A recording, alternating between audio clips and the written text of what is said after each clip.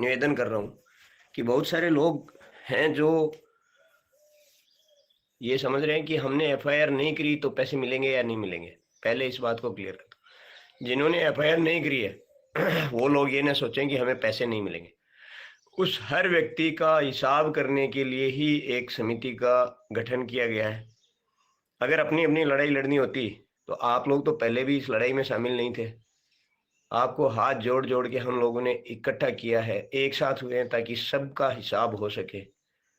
अभी भी बहुत सारे लोगों के मन में यह है कि अपना हिसाब ले लेंगे, निकल जाएंगे।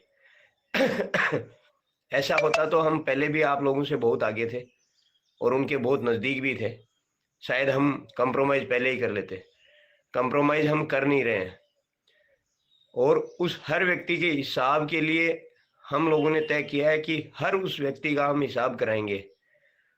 और कमेटी की तरफ से कमेटी के सचिव साहब, गोकुल साहब, मैं, अन्य कोई भी व्यक्ति जो हमारे साथ गया था, उन्होंने वहाँ बात की थी। बात करने के बाद में उन लोगों ने यही बोला है कि जब हम बाहर आएंगे, जमानत होगी, तभी तो हमारे अकाउंट फ्रीज है वो खुलेंगे।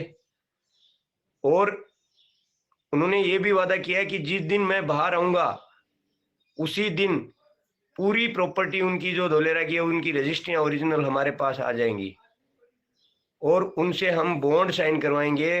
वो सचिव समिति के जो सचिव है उनके नाम पे कि साहब ये पूरी की पूरी मेरी ज़मीनें, आपके पास पावर ऑफ अटॉर्नी रहेगी या आपके पास बॉन्ड रहेगा, आप दोबारा उस पर पूरी पे स्टे ले सकते हैं। हम अपने काम को इस तरह से मजबूत कर रहे हैं। फिर भी हर वो आदमी जो घर में बैठा है, जो कभी धरने में नहीं आया है, जिसने 5 लाख लगाए थे 7 लाख रुपए निकाल लिए हैं या 5 के 5 आ गए हैं, वो व्यक्ति ये कह रहा है बस इन लोगों का पेट भर गया। जरूरत नहीं है साहब। हम लोग जिस तरह से भाग रहे हैं वो सबको पता है, सबको दिखाई दे रहा है। आप सभी कुछ भी बोलने के लिए स्वतंत्र हैं, कुछ भी बोलने के लिए। हम आपसे कोई बाध्यता नहीं दिखा रहे हैं, लेकिन हर व्यक्ति को अपने बारे में सोचने के लिए थोड़ा टाइम निकालना चाहिए कि अगर मैं इस समिति जो लड़ रही है इसका साथ देता हूं तो क्या होगा और नहीं देता हूं तो क्या होगा। एफआईआर उठाता हूं, पर्सन हमारा ये होना चाहिए, एफआईआर उठाता हूं तो क्या होगा। क्या ये लोग एफआईआर उठाने के बाद भाग जाएंगे? क्या प्रशासन हमारा साथ नहीं देगा? और क्या ये 100 एफआईआर 200 एफआईआर से ये लोग बच जाएंगे?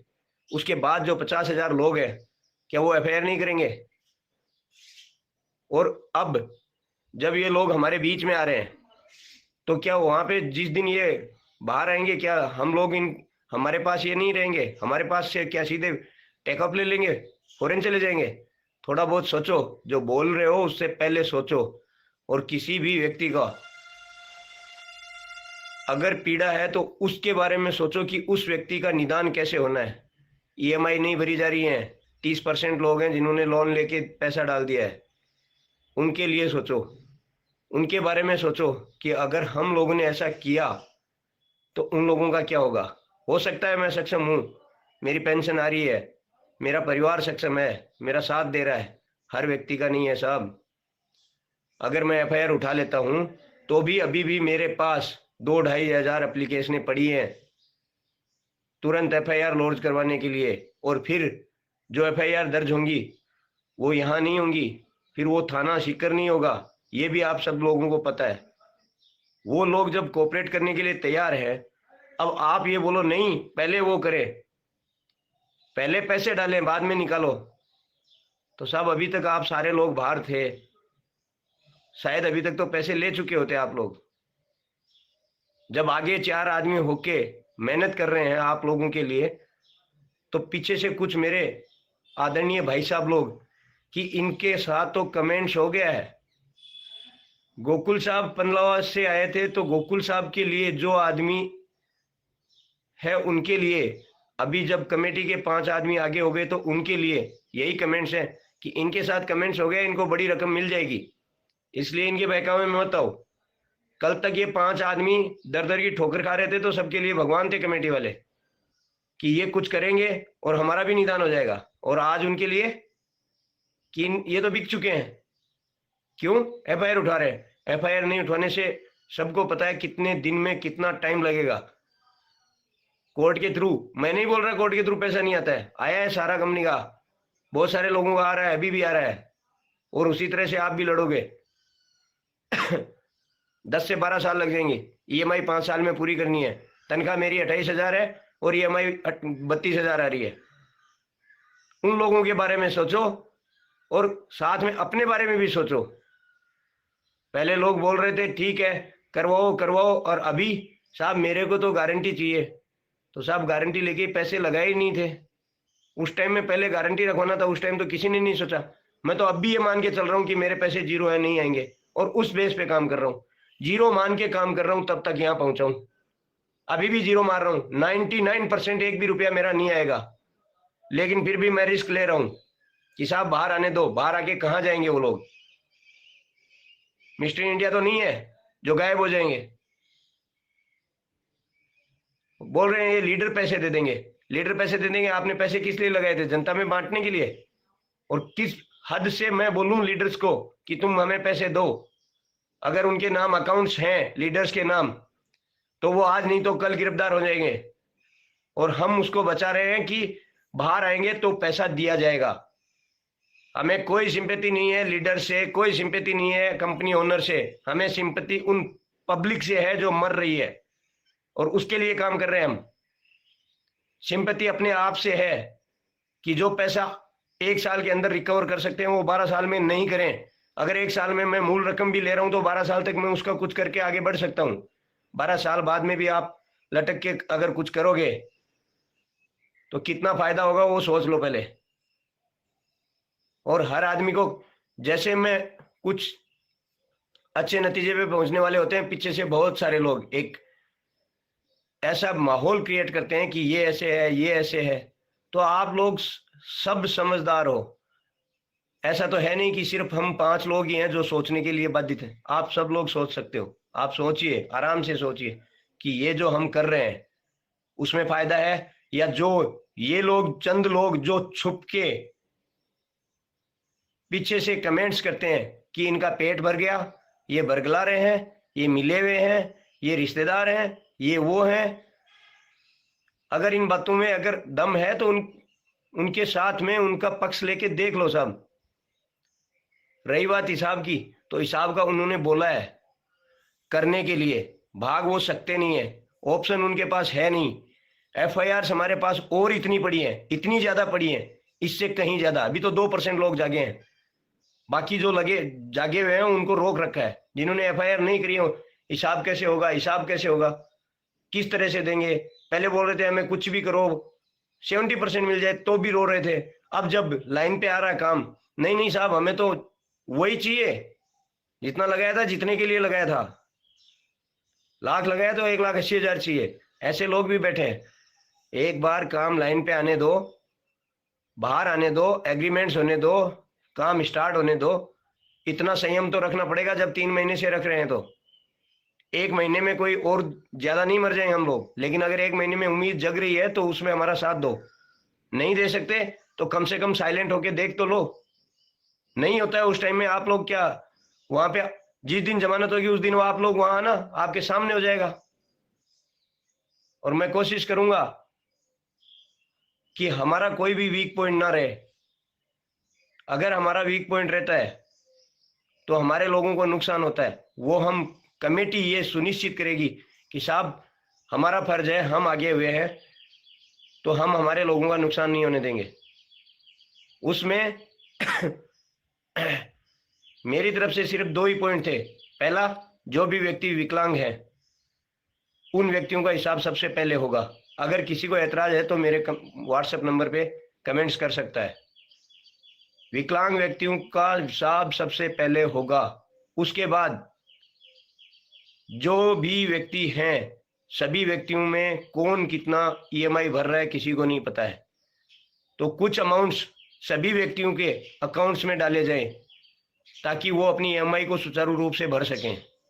बाकी जो बड़ा अमाउंट्स है उसको बाद में बैठ के किस तरीके से क्या प्लान करना है, सॉफ्टवेयर में कितना आता है, आप लोगों के पास क्या हिसाब है, वो सारा कैलकुलेट करने के लिए टाइम लगेगा। जादू की छड़ी नहीं है जब आपने बिना पूछे बिना सोचे समझे 20-20 लाख रुपए दे दिए और अब आपको चुटकी बजाने के साथ में जो आगे 5 आदमी खड़े हैं उनकी गारंटी के साथ पैसे चाहिए। थोड़ा सोचने वाली बात है और थोड़ा शर्म करने वाली बात है। आगे आके खड़े होके देखिए किस कंडीशन में हम काम कर रहे हैं। कल तक जो लोग छुपे हुए थे वो आज आपके सामने आके बोल रहे हैं कि साहब मेरे पास जो भी बचा खुचा है वो मैं आपके पास रख रहा हूं बतौर गारंटी। नहीं देगा वो आपको, और क्यों देगा? ना ही मैं इसके पक्ष में हूं। अगर मैं भी पहले दिन जुड़ा होता और बड़े पैसे कमाए होते मैं भी नहीं देता, लेकिन अभी लोगों की प्रॉब्लम्स देख रहा हूं, समझाने की कोशिश कर रहा हूं, इसलिए आगे खड़ा हूं और उन लोगों से गारंटियां रखवा रहा हूं ताकि वो लास्ट लाइन तक हमारे साथ लड़ें, लास्ट लाइन तक पैसे दिलाने में हमारी मदद करें। हमसे ज्यादा कंपनी को वो लोग जानते हैं, इसलिए मेहरबानी करके साथ दें। ऐसा कोई काम ना करें। जब हमने पैसे दिए थे, जब कंपनी भाग गई थी, तो 10-15 दिन बाद तक हम लोग ये सोच रहे थे कि अब एक भी पैसा नहीं आना है, और जब अब उम्मीद जगी है तो उसमें अड़ंगा ना लगाएं और अपने आप को मजबूत करें कि अगर दोबारा गड़बड़ हुई, अगर इन लोगों ने कुछ चकमाबाजी करी तो क्या करना है उस चीज को सोच के रखें और उस चीज के लिए तैयार रहें। 99% नेगेटिव मान के भी आपको 1% अगर उम्मीद दिख रही है तो उस 1% पे काम कर रहे हैं हम लोग, और उसमें भी आप लोगों को तकलीफ हो रही है। मुझे भी पता है कोर्ट में एफआईआर करने से उनको गिरफ्तारी होती है, उनको सजा मिलती है। एफआईआर से पैसा नहीं मिलता साहब। पैसा मिलने के लिए आपको कोर्ट का दरवाजा खटखटाना पड़ता है और उसका प्रोसेस है जो 8 से 10 साल लग जाते हैं। सारा इंडिया का केस सबको पता है, प्रिया परिवार का केस सबको पता है, श्योर गेन का पता है सभी को। ऐसी बहुत सारी कंपनी आई है, लेकिन हम कोशिश कर रहे हैं कि उस ट्रैक पे न जाएं कि लोग मर जाएं। लोगों के पैसे तो गए क्योंकि वो छोटी छोटी स्कीम थी, इसमें पूरी जिंदगी दी है लोगों ने,